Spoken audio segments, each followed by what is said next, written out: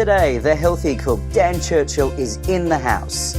Cooking up a storm, he shares his passion for food, life and business. I'm Tim Stanford and this is Keep Moving Australasia.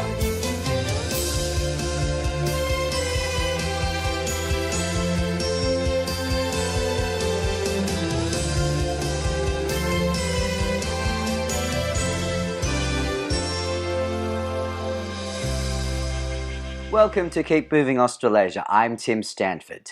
Growing up on Sydney's northern beaches, Dan Churchill has a dream: to inspire the world to cook healthy food. Not content as just being another contestant on a cooking show, Dan used his profile and network to build a global platform. Today, with the worldwide release of his book series, The Healthy Cook, I had the privilege to chat to this switched-on Australian about how he developed his food palette and business empire. It's not a massive food-enriched culture. It's very much surfing and food, everyone loves it, but it's not like your Surrey Hills or your Melbourne city suburbs and where they've got like little hubs of different cuisines. It's really based around cheap, not necessarily fast food, but cheap like Thai cooking or Asian cuisine. Obviously pizza is quite prominent as well. So growing up, I really didn't have a massive strong influence or wasn't exposed to a lot of restaurants or high-end restaurants or even dining experiences. It would be a very casual scene, and, which is okay, which is fine. I just, it took me till I was about 19, 20 to realise that there's a lot of stuff out there that I haven't yet to be exposed to and will continue to do so. So growing up was fantastic, being active and having that coastal life. I was very fortunate and blessed, and to this day I'm still very grateful for that, and I always will be.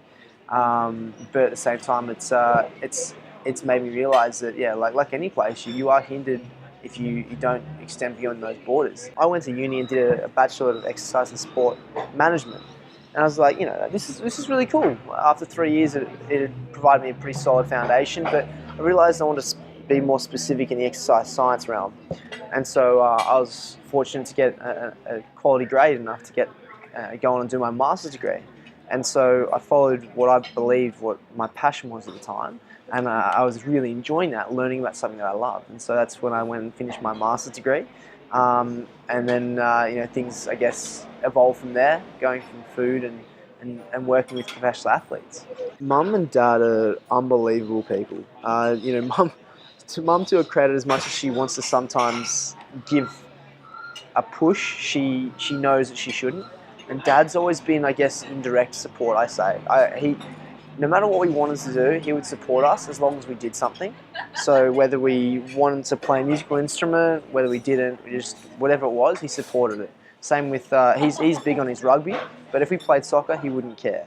So he was stoked that I found myself being passionate about something. And so, they're always there to support us. And obviously with food, my food kind of background really started with Mum and Dad, Andrew and Brendan, watching Jamie Oliver on TV, and the support and passion we had for each other to eat and cook.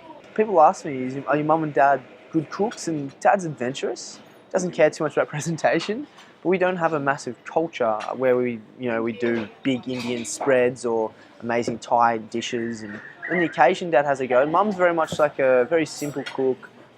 Roast and maybe a few veggies kind of thing. So although that was the case, it was Dad who really set up this roster at the age of 12 to get us into the kitchen and cooking for the rest of the family. He thought it was a really good opportunity to learn a life skill, which it was, and that's a big part of what I do today, to teach people that. But more importantly, I think what I learned from it, and a big reason why I loved it, was what it did to my family.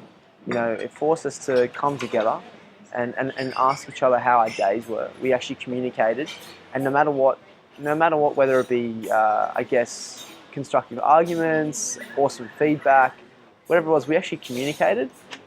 And to this day, family is my most important part of my life, and I'm not saying that food is a reason for that, but it's a big reason that I really enjoy my family time, just because of how much passion I have for it. I self-published Dude Food, and that was prior to MasterChef. And I love that, yet I wanted to learn more going forward with my ongoing books, because I knew I was going to be doing books, and I really had the passion to do what I was doing today.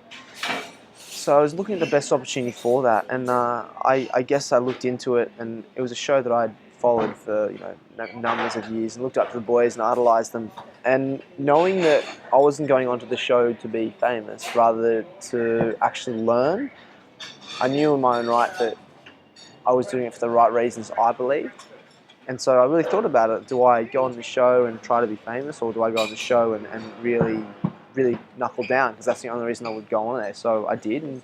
And for those reasons, I was very fortunate to get through. And what seemed like 30-step process in the interview stages.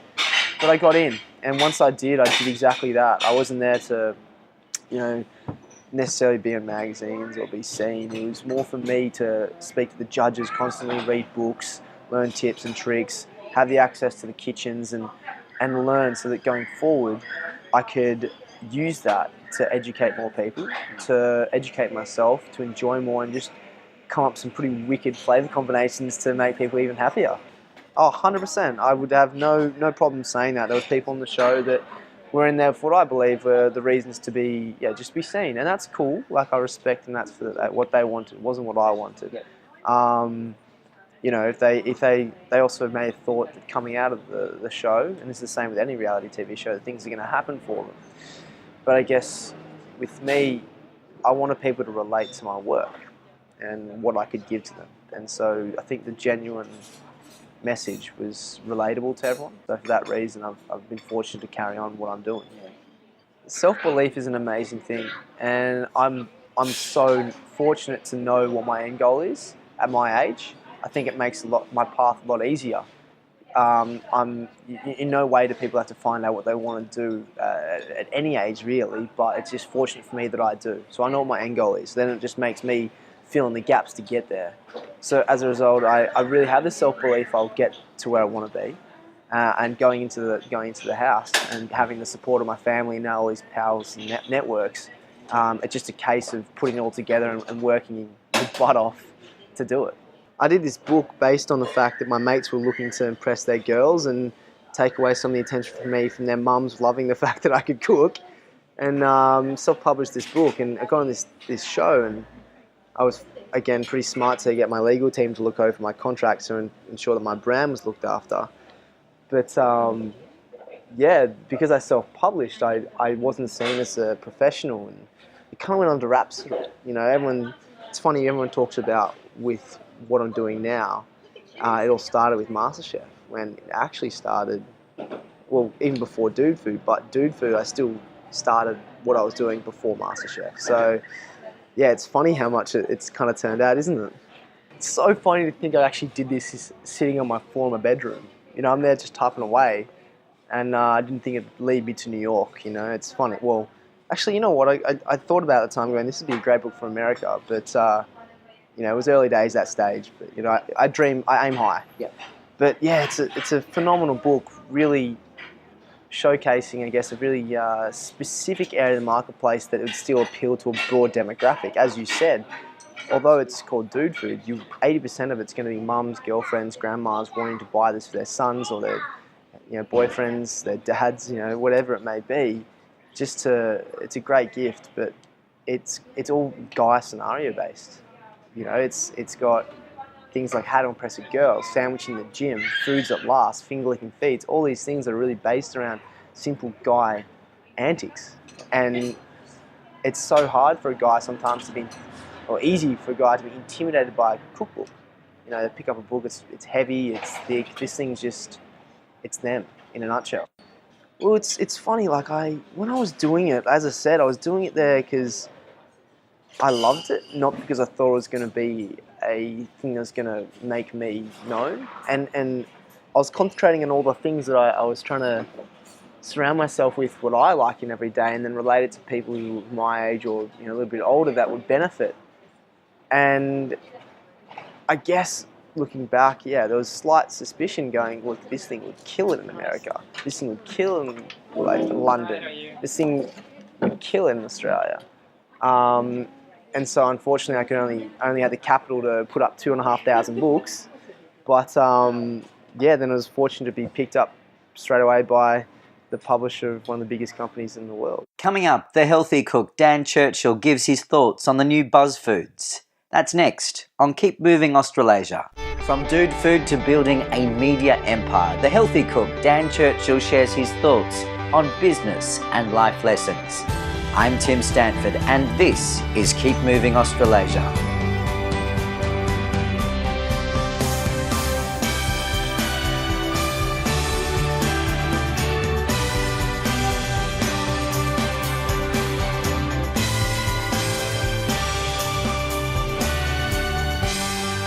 Clear Bachelor of the Year nominee.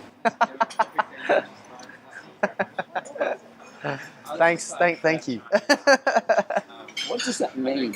You know, I reckon the boys would never jump on the computer to do anything for me. That's for sure. They'd pay me out afterwards, but like they did. No, it was actually the PR team of Thrive, the superfood company that I'm an ambassador for. So the amazing team there put me up for it, and you know they've been so supportive. And they, I was fortunate to get through, and yeah, it was an amazing couple of months, a lot of fun, and I made some amazing new friends, and I'm pretty close to Cleo girls now, which is awesome. They're great girls, and they're all fun. That's the best thing about them. It's so much fun. What you see is what you get, and they're not there to rat you out. They're not there to get any gossip out of you. They're there genuinely to get, well, first off, great content, but they actually really want to support you, and they're always happy to see you and have fun. And, you know, I go to the office sometimes and just bring them treats because I'm happy to do so. And I'm doing a lot of work with them ongoingly now, that where I think every second month, one of my recipes comes out with a spread and a link to a video just for them. Just because well, first off, it's me cooking, so it's not going to be hard and I love it. But they're great people.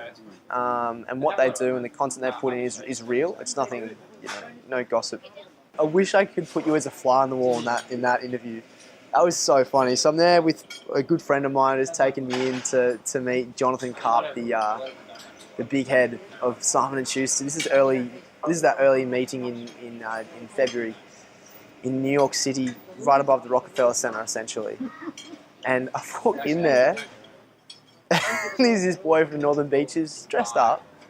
We sit down with a couple of the members of the team, and then with Dude Food and the Healthy Cook.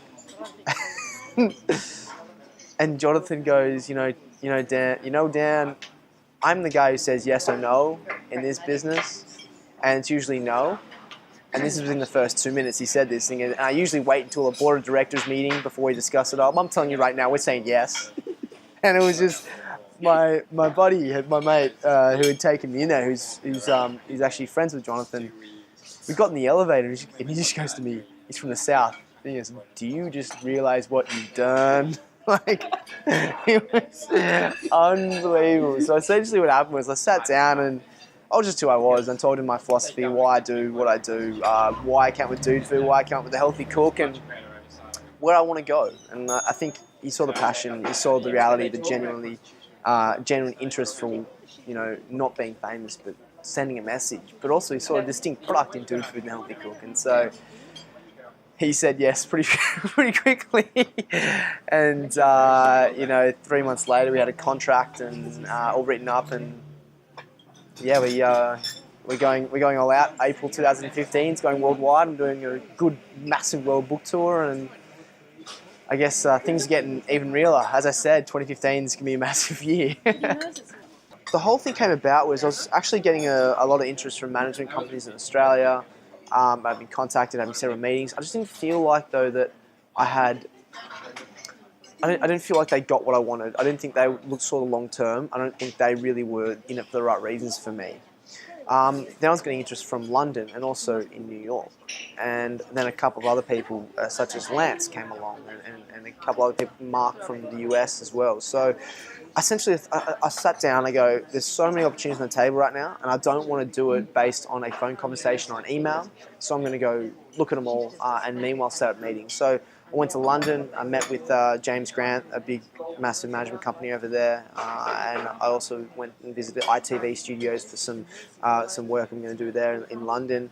Then I went over to New York, met with Mark, and Mark's an amazing guy. He's actually best friends with the CEO of Thrive, Josh Sparks. So it was because of that I got that initial meeting with him. And, I started to have my cards on that table, and Lance Reynolds had contacted me. And this is unbelievable to hear this, but he contacted me earlier in the year based on a restaurant opportunity in Brisbane. He's a guy from Noosa that lives in LA, but I wanted to know if I was interested in being involved in it. And I simply said no, pretty straightforward, because I have plans to go to the US and had plans to share my books, and eventually down the track, yes, restaurants are something I want to do, but just time and energy-wise, just wasn't right now for me. And he looked at that and goes, who is this kid who knows what he wants to do and be successful? And so then he looked into me a bit further, looked at my videos, and so for those who don't know, Lance has had some pretty amazing people on his books. He's the one who started Hugh Jackman, Mel Gibson, and for me the biggest one was he was one who took Jamie Oliver from London to the US and started his life there, and also his company Fresh One, his production company Fresh One. So when I saw this in an email, I was like, is this spam? Like, I actually thought this was spam. So I then forwarded on to some relevant contacts, and one of which is a guy named Andy Peters, a presenter in London who's good friends with Jamie. So I said, is this guy for real? And so he asked Jamie, and Jamie said yes. And so he said that Lance is an amazing guy that will take you to places you've never been before, and I'm so fortunate to work with him. And a big reason why I didn't sign with any management company was I didn't feel like they were going to work anywhere near as hard as I did to get my dream. One, I'd be in a hive, but two, I really didn't think they were passionate about making me the person I wanted to be or send the message I wanted to. With Lance, I felt as if he would go above and beyond. And so when I was in America, I was like, I know James Grant in London is amazing, and I'm here with Mark as well, and Mark has some amazing talent. Why can't I combine Mark and Lance? And it was from that point go that we created our company. And I feel so fortunate because to this day, as I said, I never thought I would meet anyone who would work not necessarily, not even close to whatever as hard as I do for myself, just because I work hard for myself. But Lance works harder than I do, and it's really hard for me to admit that, but it's easy with him. My dad taught me something pretty early on from a young age, that you are responsible for yourself. And it's not necessarily trust, but if you want to get something done, you've got to do it yourself. You can't necessarily always rely on other people.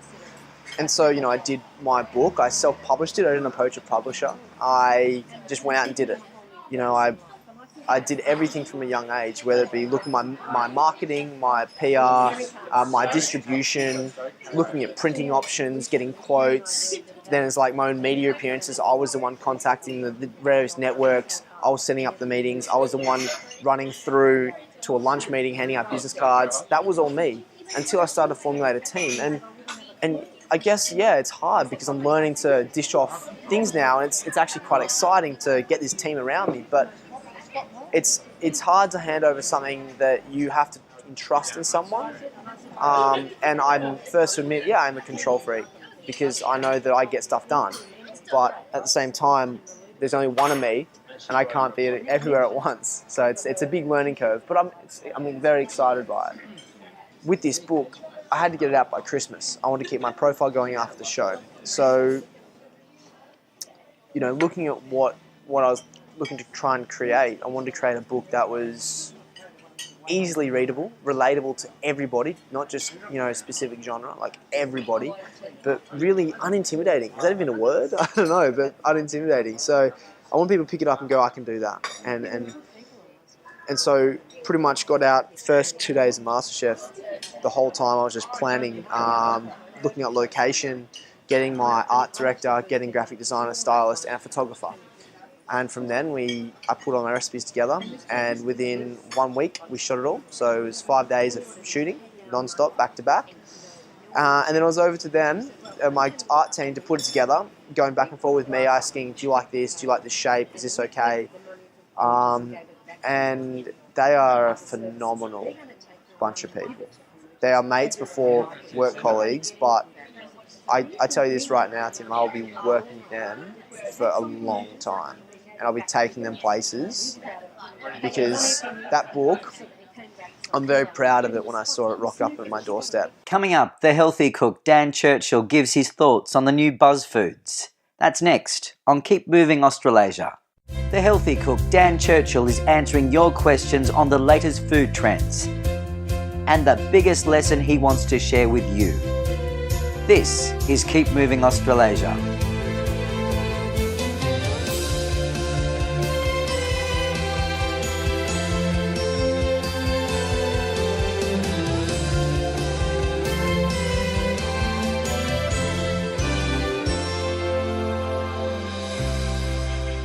One of the funniest stories I've ever had with kale, I was in California, and I went to a comedy show, and this guy was talking about this phenomenally.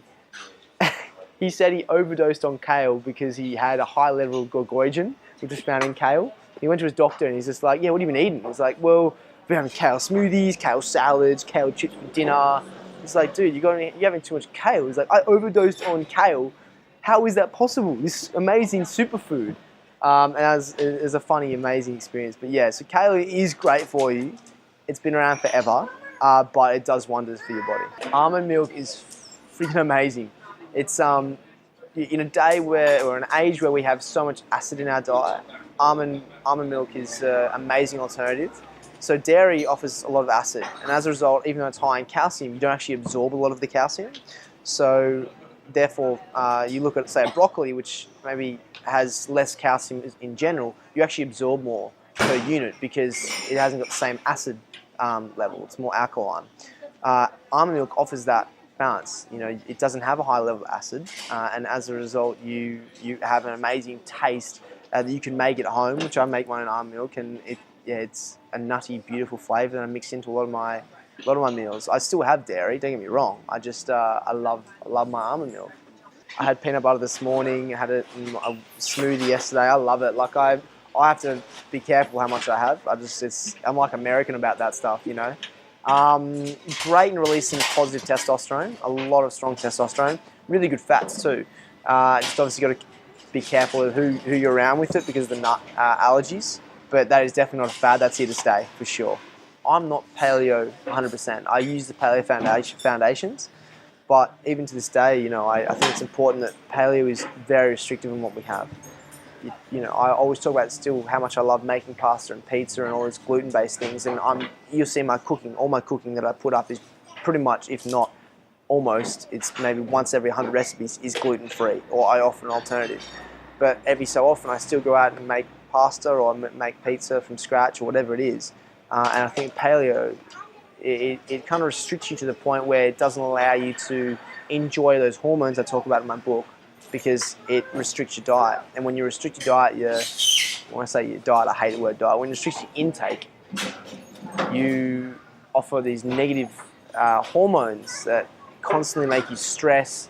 And in turn, although, say, sweets and sugars aren't necessarily the best thing for you with your macronutrients, they do wonders for releasing the most amazing serotonin and endorphins, which do benefits in other areas of your body. Less is more in cooking. Yeah, I think you look at things like Italian cooking particularly, Italian flavours are very strong, but they only need 3 or 4 various variations of ingredients to combine to make some amazing dish. And I do believe in that. You see too often people go to the fridge and overcomplicate things. It doesn't need to be overcomplicated. And I truly value that. I think that, you know, obviously with my cooking, it's simple. It's less is more, to the point where you understand how simple cooking and tasty and awesomely fun it can be. I always try to be, you know, as locally sourced as I can, but I also like to know different variations of produce. So I've, you know, Moreton Bay bugs, looking scallops from, you know, different areas of Australia, going out to Perth and looking where they source their produce. It's just you get different flavours. So I learn about the way they, you know, look after their animals, look after their produce, how they farm them, how they, you know, I guess store them, all that kind of thing. And it's really interesting comparing them to coming from, say, Asia and frozen, you know, which I still get prawns from Asia. I still get those things and I still vary it up because I want to experience different flavours they have to offer. But I try and support most locally produced sources as possible. When you eat, you're generally with someone, whether you're concentrating on the food, which you probably are because it's delicious, or whatever. You're speaking to people. You're getting to know how their day was. You chat. You get to form a relationship. And it's amazing what I call the power of food and what it does in bringing people together. And I truly believe that. And that's a massive reason why I want people to learn more about cooking and food, just because of what it lies in the happiness of their future. Yeah, I think every Monday now I'm going to be doing Monday morning motivation, where I release a quote and say how it relates to slightly me, more about to the people on the outside. And I think the first one was talking about how luck is where opportunity intersects preparedness, because I was sick of people either calling me lucky or people calling someone else lucky. I don't mind the word luck. I just think people, they work hard for what they do. Passion is success. People believe in passion. You sit down to speak to someone, you hear the passion, you will believe in them. And I think that's a big reason to why I've had formed amazing partnerships and foundations with some brands and co-workers, is people believe in what it is I want to do and they believe I can get there. And so that's what I want to tell people, is that passion does equal success. Because if you are passionate about something, no matter what it is you want to do, no matter who is in your way, you will get there because you are passionate about doing it. And that is so important in this day and age. We're looking to find, what it is we want to do, how successful we want to be, what we want to do, whatever it is. If you are passionate about something and in it for the right reasons, then you just let that do all the talk. It's funny, every day I get up and I'm so excited to go to what I call work. I go down to my office at the cafe and start typing on the computer after I've done a session, either CrossFit or boxing or gone for a surf. And I'm very active, I eat well, and so I have a high amount of energy. But in terms of what makes me tick, I get up every day knowing my end goal. I get up every day being motivated to how much I want to educate this world, how much I want to be that figurehead for this movement, how much I want to just cook. I love it. And, it's so easy for me to do what I do because I just love it. I'm so into it. I reckon 20 years on, I'll look back and go, what would I have done if I didn't create that Dude Food book? What would I have done if I wasn't into food? And who would I have been if I wasn't ever led to Jamie Oliver and a roster set up by the family, I guess? He's a class act, isn't he? And for more information about Dan, go to his website, danchurchill.com.au. That's danchurchill.com.au. I'm Tim Stanford. Thanks for listening to Keep Moving Australasia.